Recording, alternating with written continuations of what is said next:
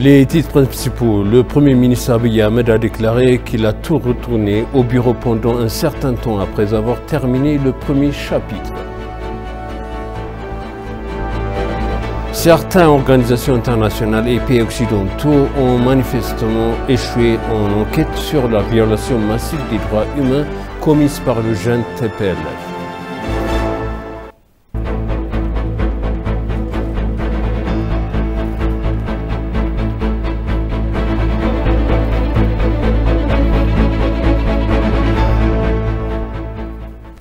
Bienvenue chers téléspectateurs sur ABC, c'est moi Zalal Mourkana avec le journal. Chers enfants de mon pays, distingués amis éthiopiens, l'Éthiopie sera honorée par des braves enfants. Elle portera deux fruits. Ils pourraient tenter de défier l'Éthiopie. Les défis n'ont pas été gagnés hier, pas aujourd'hui, pas demain. Le nom d'Éthiopie a toujours été associé à la victoire. Il y a quelques jours, notre alliance militaire pour affronter l'ennemi qui s'apprête à attaquer l'Éthiopie a relevé la tête de l'ennemi. Au nom de l'Éthiopie, je tiens à remercier tous ceux qui ont répondu à mon appel et donné leur vie, leur énergie, leurs ressources, leurs connaissances, leur temps et leurs compétences pour rendre notre pays fier. En même temps, je déclare que je suis retourné au bureau pendant un certain temps après avoir terminé le premier chapitre et nous continuerons à nous battre jusqu'à ce que nos ennemis soient épuisés, abandonnent le chemin de la haine et de la violence et choisissent le chemin de l'amour et la paix, a déclaré le Premier ministre Abiy Ahmed.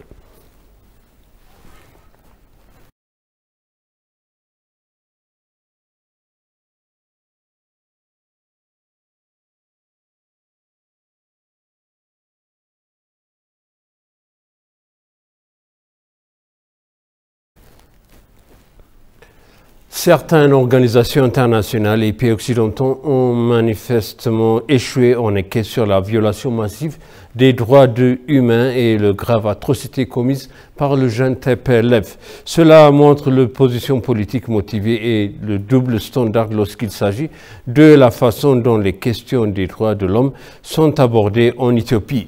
Cette remarque est venue lors d'un cabinet du Premier ministre a donné un point de presse pour les médias étrangers. Le briefing a révélé que les forces de défense nationale ainsi que les forces régionales enregistrent une victoire remarquable contre l'invasion du jeune TPLF, y compris la reconquête des zones stratégiques. Cependant, le junte a laissé une traînée de destruction et en s'enfuyant dans le désarroi. Cet attaché de presse a également appelé la communauté de la diaspora à rentrer chez elle et à faire preuve d'une forte solidarité avec ses compatriotes.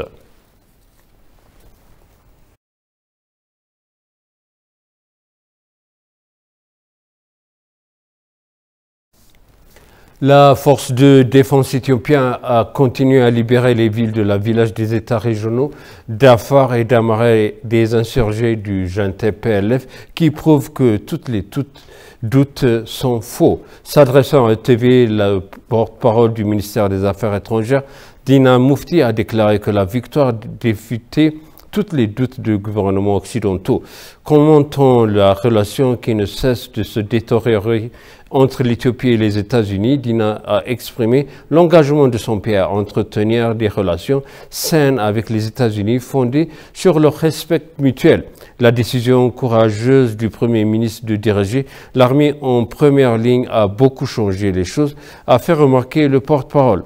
Commentant la détérioration de la relation entre l'Éthiopie et les États-Unis, l'ambassadeur Dina a déclaré que l'Éthiopie avait toujours déterminé le renforcement des relations bilatérales de longue date avec les États-Unis sur la base du respect mutuel.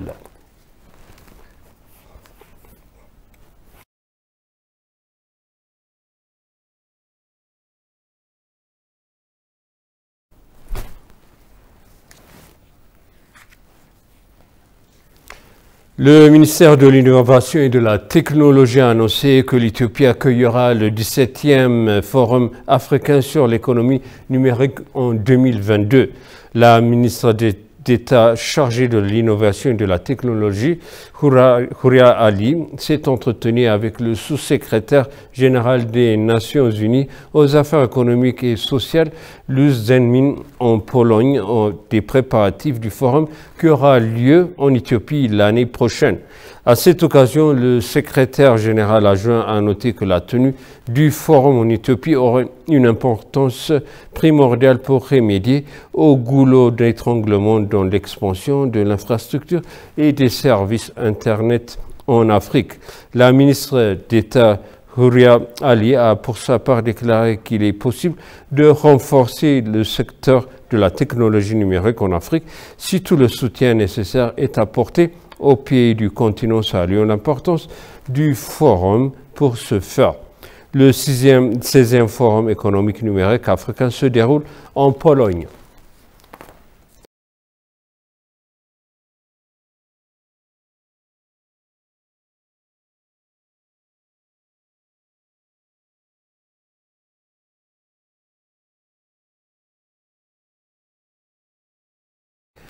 Le groupe terroriste TPLF qui a fait une incursion sur la zone de Shewa de l'État d'Amara avait d'être anéanti dernièrement à cause de destruction massive, des pillages ainsi que des massacres contre les civils innocents. L'un des endroits qui a dû endurer une bataille d'un mois avec le jeune TPLF est le quartier d'Anskocha Gemza. L'entretien avec ETV et le chef des postes de commandement et de milice a révélé que le groupe terroriste a déclenché un massacre brutal contre le civil innocent. Suivons les détails.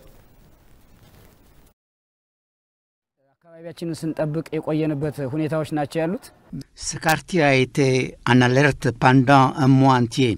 Le TPLF a tenté sa première vague d'invasion début novembre. Quand il a échoué, il en a monté un deuxième. Le TPLF a attaqué le quartier utilisant une attaque sur 3 fronts. La force de TPLF de la région de Majet, bien qu'enfin défaite, était dangereuse et a causé des destructions massives. Lorsque nous avons vaincu le TPLF sur le champ de bataille, les restes se sont vengés de nous dans la zone d'Asselele, Kelebet, Wenbera. La mort et la destruction sont des scènes courantes sur le champ de bataille. Mais cette mesure de représailles du TPLF n'était rien de moins qu'un génocide. Les combattants du TPLF ont déclenché la terreur en faisant de porte à porte, en tuant arbitrairement des gens. Et pour conclure le journal, le jeune TPLF a scellé son destin à la minute où il a franchi les frontières des États et a fait des fourrages à vue dans les États régionaux nationaux d'Amara et d'Afar. Mais comment le jeune qui a dirigé la nation pendant près de 3 décennies d'une main de fer a-t-il pu espérer répéter sa victoire militaire il y a environ des années alors qu'il était clair que la situation avait radicalement changé? Suivons les détails. Comment le TPLF a-t-il pu ignorer le fait qu'au cours des 3 dernières décennies, l'ensemble du tissu social, politique, diplomatique et économique sur le terrain avait si radicalement changé pour justifier une charge sur Addis comme ils l'ont fait en 1991? À cette époque, à l'exception peut-être de quelques Warada du nord de Wello et de Gondar, le reste du pays n'avait pratiquement aucune connaissance du TPLF. À la confusion et à la frustration absolue du gouvernement alors en place, les gens ont été très fatigués par la guerre pour être prêts à donner une chance à l'épreuve. La lune de miel a duré un peu moins de 4 ans. L'épreuve a été un peu trop rapide pour nous montrer sa vraie couleur. Le grand public s'est allié à eux et leurs compagnons de faveur et n'a jamais révélé sa véritable intention autour de leur présence. C'était tellement dégoûté de l'administration. Dans telles circonstances, le moins qu'il puisse faire était de profiter de la magnanimité du pays, de s'excuser et de passer à autre chose. Après avoir perdu la bataille insensée face aux valiantes troupes éthiopiennes, les dirigeants du TPLF ont tenté envers de faire croire au monde qu'il s'agit d'une retraite planifiée. Mais ce n'était pas le cas. Le fait est que le TPLF a lourdement perdu sur tous les fronts et que les ruminantes de ces troupes sont désormais étouffées entre le Sud-Ouest et le Nord-Shoa sans issue. De plus, le TPLF a montré au monde que ces troupes s'arrêteraient de manière dramatique, si tant que les lions qu'il évoquait n'étaient pas si nécessaires. En premier lieu, le TPLF n'a pas réussi à convaincre le monde entier qu'il en était ainsi.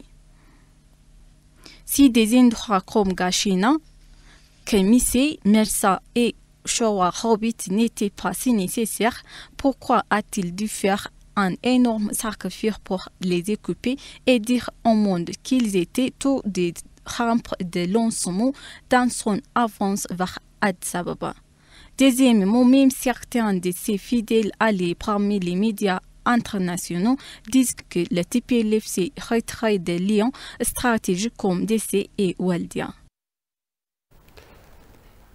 Et maintenant, je vous rappelle les titres principaux. Le Premier ministre Abiy Ahmed a déclaré qu'il a retourné au bureau pendant un certain temps après avoir terminé le premier chapitre.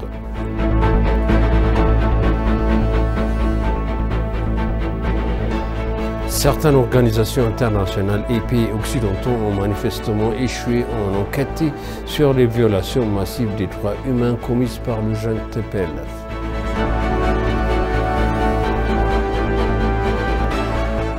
Chers téléspectateurs, sachez le journal. Merci de nous avoir suivi. Excellente suite de programme.